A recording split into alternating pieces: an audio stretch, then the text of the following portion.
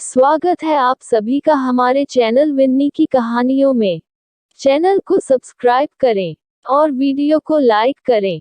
नरक से मुक्ति के लिए शास्त्रों में बताए गए हैं ये। नरक जाने से बचना चाहते हैं, हर रोज करें ये चीज। जीवन में केवल एक ही सत्य है और वह है मृत्यु। शास्त्रों के अनुसार मृत्यु के बाद इंसान अपने कर्मों के हिसाब से स्वर्ग या नरक में स्थान प्राप्त करता है।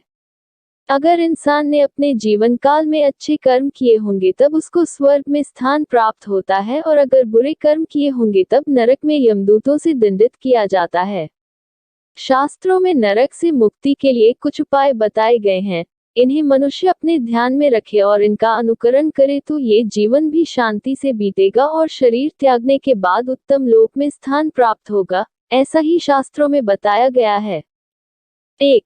स्वर्ग में मिलता है उच्च स्थान।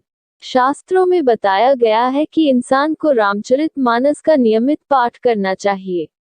बताया जाता है कि इसका पाठ मृत्यु के समय होने वाले कष्टों को भी कम कर देता है। भगवान विष्णु के रामावतार की कहानी से अक्षय पुण्य की प्राप्ति होती है। रामचरितमानस की चौपाइयां केवल शब्द नहीं है, ये इंसान के मरने के बाद भवसागर से पार कराने वाली नया का भी काम करती है। इससे जीव को स्वर्ग में उच्च स्थान प्राप्त होता है।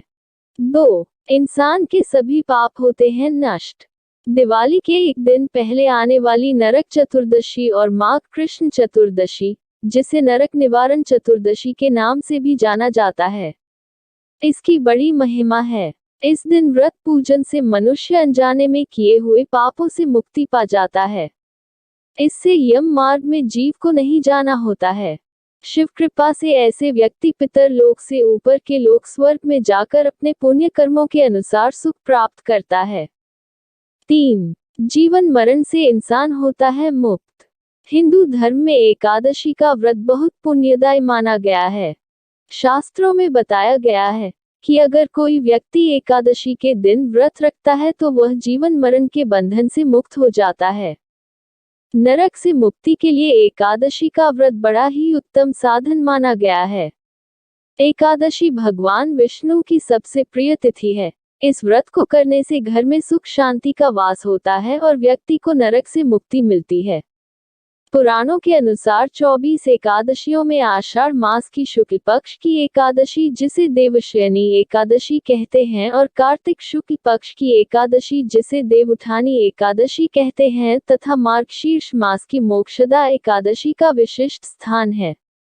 4. सभी बाधाओं को करता दूर। विष्णु सहस्त्रनाम का नियमित पाठ करने से व्यक्ति का भाग्य हमेशा साथ देता है और वह स्वर्ग में उच्च स्थान प्राप्त करता है। इसका पाठ करने से व्यक्ति के अंदर सकारात्मक ऊर्जा का वास होता है और व्यक्ति पाप कर्मों से मुक्ति पाता है। विष्णु सहस्त्रनाम का पाठ जीवन की सभी बाधाओं को दूर करता है और नरक से मुक्ति दिलाता है। 5. मुक्ति की राह होती है आसान। शास्त्रों में बताया गया है कि हर रोज गंगाजल पीना चाहिए और तुलसी पत्ते का सेवन करना चाहिए।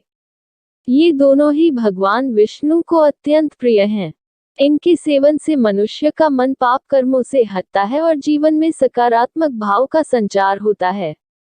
इन दोनों को ही मुक्तिदायिनी कहा गया है, इसलिए अंत समय में भी व्यक्ति के मुंह में गंगाजल और तुलसी के पत्ते डाल दिए जाते हैं।